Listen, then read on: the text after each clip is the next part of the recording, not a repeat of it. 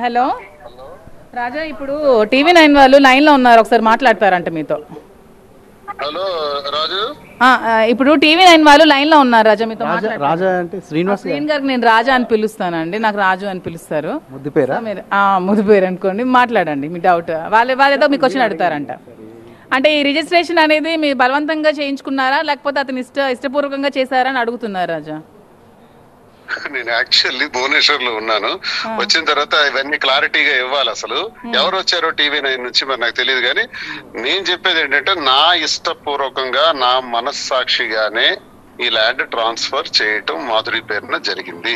కారణం ఏంటంటే ప్రజలందరికీ కూడా టీవీ9 వాళ్ళు మాట్లాడుతున్నారని చెప్తున్నారు కాబట్టి వాళ్ళ ద్వారా నేను తెలియజేయవలసినటువంటి విషయం ఏంటంటే, మాధురి నాకు గత 2 ఏళ్లుగా రకరకాలుగా పలానా మన ఎలక్షన్స్ లో గాని ఎన్నికలకు ముందు క్యాంప్స్ మెయింటైన్ చేసి మొత్తం క్యాడర్ అంతని కూర్చోబెట్టి ఫోన్ కాల్స్ మెయింటైన్ చేయటం, ఇదన్నిటిలో గాని రకరకాలుగా సహకరిస్తూ, అదే విధంగా ఈ బిల్డింగ్ కన్స్ట్రక్షన్ లో కూడా ఆమె చేసినటువంటి సహకారం ఇంచుమించు 2 కోట్ల పైచిలకు నేను అప్పైపోయినాను అమ్మాయికి.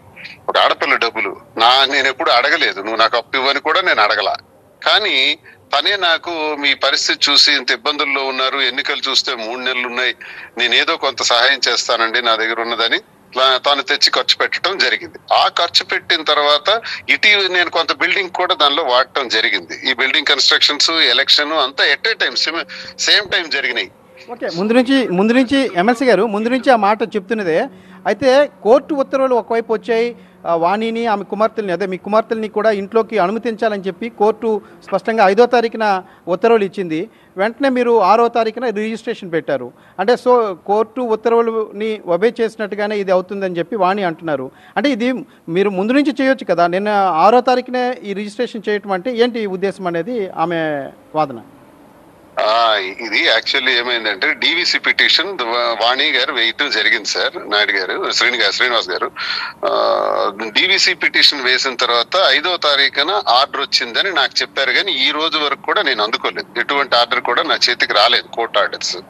అయితే ఆ డివిసి పిటిషన్ లో వచ్చిన ఆర్డర్ ప్రకారం ఇంతవరకు నేను చదవలేదు కూడా చెప్తున్నాను. మీ అడ్వకేట్ ఉంటారు కదా, మీ అడ్వకేట్ అయినా ఏం చెప్పలేదా ఆ రోజు?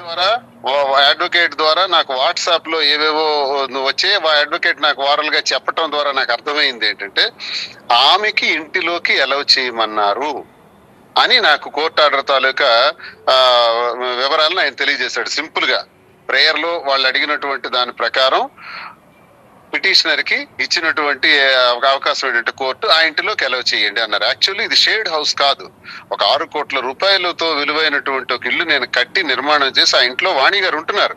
కార్ షెడ్ లోను ఇక్కడ ఎలుకలు ఉన్నాయి, పాములు ఉన్నాయి, కప్పలు ఉన్నాయి, ఏవో పురుగులు ఉన్నాయి, ఇక్కడ నేను ఉంటున్నాను అని ఏదో అడ్రస్ లేని, కేర్ ఆఫ్ అడ్రస్ లేని ఆమె ఏదో చెట్టు కింద నుంచి వచ్చి కార్ షెడ్ లో కూర్చుంటున్నట్టు ఈ మధ్య అంతా దుమారం చేశారు. దువాడవాణి చెట్టు కింద నుంచి రాలా, 6 కోట్ల రూపాయలు విలువైనటువంటి నేను కట్టినటువంటి నా స్వార్జితమైనటువంటి ఇంటి నుంచే ఆమె రోజు కార్ షెడ్కి వచ్చి ఆమె ఆందోళన చేస్తే, నేను నా ఫ్యాక్టరీని ఎన్నికలకు ముందే 20 కోట్ల రూపాయలు విలువైంది రాసేశాను, పిల్లల చదువు పెళ్లిళ్ళు అన్ని నేనే చూసుకుంటానని చెప్పాను, అన్ని బాధ్యతలు నావే, అప్పులు నావే, కాకపోతే ఈ ఒక్క బిల్డింగ్ నేను ఇవ్వలేనని చెప్పాను. ఎందుకంటే చింతాడ పార్వతీశం గారికి కూడా నేను ఇంచుమించు 60 లక్షల రూపాయలు ఇవ్వాలి, మాధురి చూస్తే 2 కోట్ల పైచిలకు నాకు నేను ఇవ్వాల్సినటువంటి అప్పు ఉంది. అంతేకాకుండా ఇటీవల కాలంలో ఎన్నికలు అయిపోయిన తర్వాత మరో 50 లక్షల రూపాయల వరకు కూడా మాధురి నాకు దప్పదప్పాలకు ఇవ్వటం జరిగింది.